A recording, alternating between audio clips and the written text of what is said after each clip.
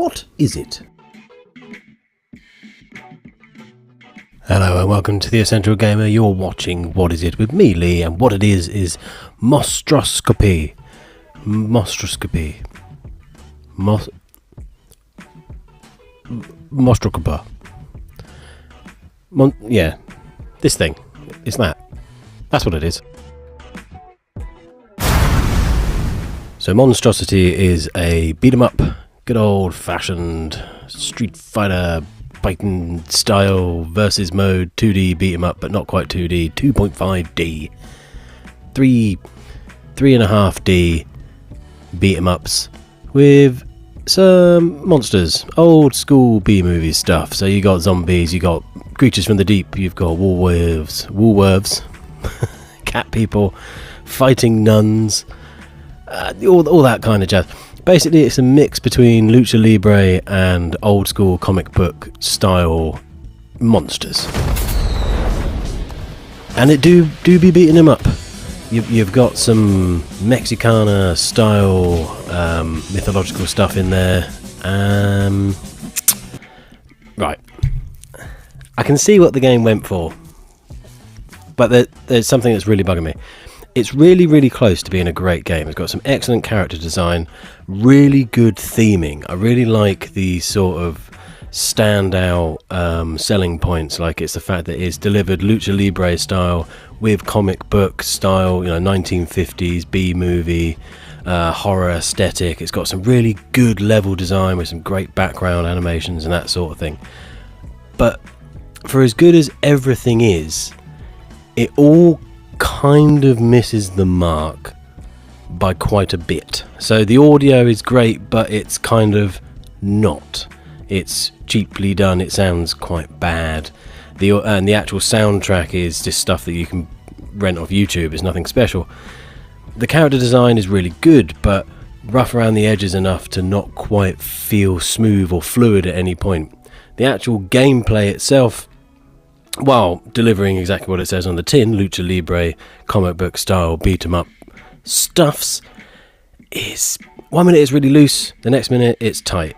The timing is either really quick with zero lag or a lot of lag, depending on what's happening in the background. Sometimes you'll guard and block, sometimes you just won't, and there's no real rhyme nor reason. There's a special power up Monstro mode that doesn't really seem to make much of a difference to the rest of the game, except that your special moves are now one button press, but they're just as blockable or dodgeable as they were before, just as prone to lag as they were before. None of it really feels like it's been polished enough to warrant what this game is asking for. It's a shame, because it's good. It's at its core a well-designed beat 'em up that does what it wants to do, but the actual fighting is only just good enough. It's not anything like a Guilty Gear game or a Marvel vs game, or even as good as later day Mortal Kombat or anything like that. It's really not up there at all. It reminds me of Mega Drive cartridge era beat 'em ups, where you'd get a good one and every so often you could play it, but if it wasn't Mortal Kombat or Street Fighter, it was terrible. And that's kind of where we're at. Anyway, positive wise, I guess there are some. Like I say, the character design is really good, the aesthetic's really good, the idea itself and the concept is quite great, really. It's just everything else not quite doing what it needs to, which is a shame, really, because I kind of want to like it. Other negatives are a camera that does whatever the hell it wants. It will zoom in on someone's groin, you go to do a special move and it will zoom into their elbow or just behind them, or again their groinal area. It doesn't tell you what the hell is going on, and you can get countered and blocked too easily. Along with the ridiculous camera is the ridiculous stories. Now, most of these beat 'em up style games, they come with stories and the characters have their own arcs, and they're throwaway. They're there just to keep the game moving along. These are worse than that.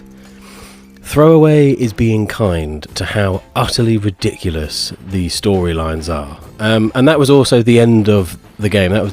You're gifted at the end of a story arc with one panel of comic book that makes less sense than the other panels of comic book, which made no sense to start with.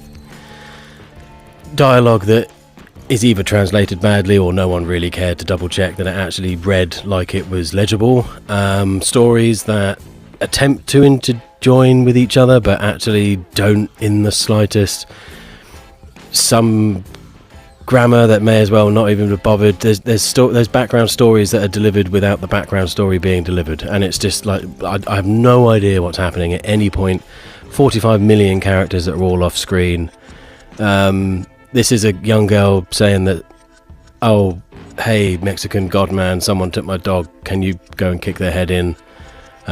This is someone else coming home who is meant to be dead, but she's changed time and no one knows that she's changed. It's utterly ridiculous. I enjoyed it, it was fun, but they're terrible.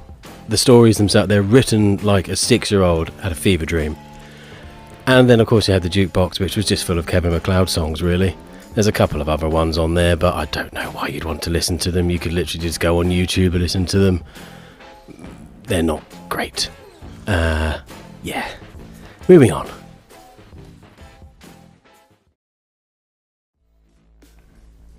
So if there was to be a positive, like I said, it's the character design. The way that the game has captured the sort of early comic book boogeyman, the mysterious and mythological characters, things like vampires, werewolves, demigods, demons, creatures that have been raised from hell, people that have hunted the demons, Frankenstein monsters type things. They're all in here, they're all covered. There's all kinds of madcap strangeness happening, and that's really where the game excels. And the characters themselves, they have some excellent standout move design as well. Like, they're all very, very different.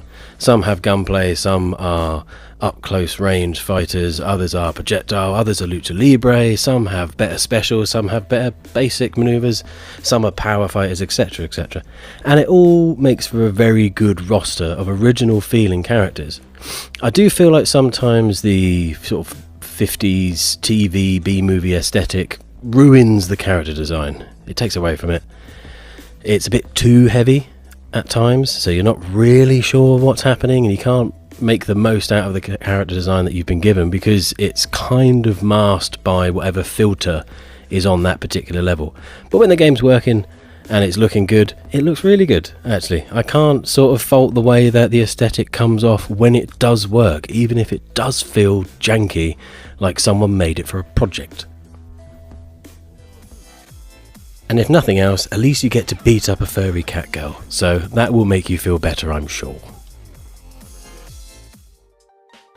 So, Monstrous Colonoscopy is a decent beat-em-up. It's a good fighter that has some grand ideas without necessarily possessing all of the skills to pull it off. Now, I understand it was a small team, and that's absolutely fine, but what I won't do is sort of ignore the bits where the game feels like it's hanging on by a thread, like it could come off at the hinges at any point.